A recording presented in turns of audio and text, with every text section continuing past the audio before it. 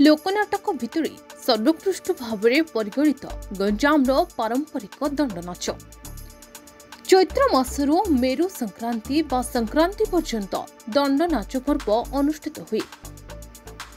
13 एवं 21 दिनिया मानसिक धारी दंड नाच दल रही था। तेबे प्रत्येक वर्ष मेष संक्रांति बा मेरु संक्रांति 13 दिन एवं 21 दिन पूर्व एमाने बाहरी समग्र गंजाम जिल्लार समग्र अंचल में घूरी बुली मानसिक पूर्ण करिथांती।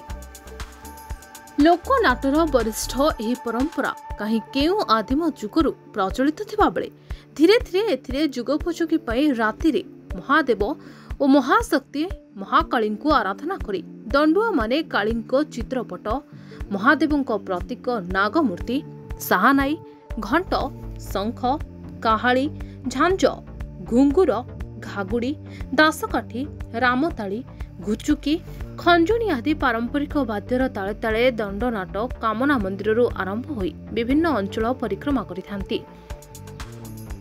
मानसिक धारी घर सम्मुख में धूली दंड निकटस्थ पोखरी रे पानी दंड एवं पुणी थरे मानसिक धारी घर निकट में अग्निदंड और सुअंग आदि 16 प्रकार दंड माध्यम कृषि आदि दैनंदिन जनजीवन प्रतिछवि दृश्य काव्य माध्यम परिवेशन करिथांती।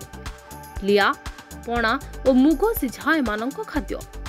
अपराह्न पानी दंड पर दंडुआ माने लिया पणा अग्निदंड पर रंधा प्रसाद रे केवल भात और डालमा होइथाय। महाविषुव संक्रांति बा मेरु संक्रांति रे दंड यात्रा उद्यापित हुए। निज निज कामना दंडकाली मंदिर रे दंडुआ रुंड होई मेरु यात्रा अनुष्ठित करती। मेरु कुंडर दुई पाखरे बेल काठर दुईटी खुंट पोता जाइथाय। से दुईटी को ऊपर गोटिए काठ द्वारा संयुक्त करा जाइथाय। यज्ञ परे पाट भक्ता स्नान सारी ओदा वस्त्र रे दंडकाली को दर्शन करिबा परे पाट भक्तांक देहरे काली प्रसन्न होइथांती। दंडुआ माने एकत्रित होई तांको आयत्त करिबा सह मेरु कुंड उपरे थिबा काठरे तांको ओलटा लटकाई दियंती।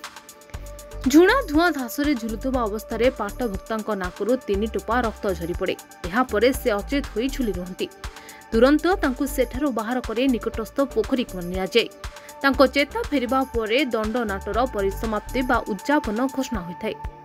एहा परदिन दंडुआ माने निकटस्थ तोटारे एकाठी होई शुद्धि क्रिया करबा सह आमिष भोजन करी निज निजर घर को फेरिथांती। गंजाम जिला चिकिटिरु रतिकांत फड़ीको रिपोर्ट हिरांचल लाइव।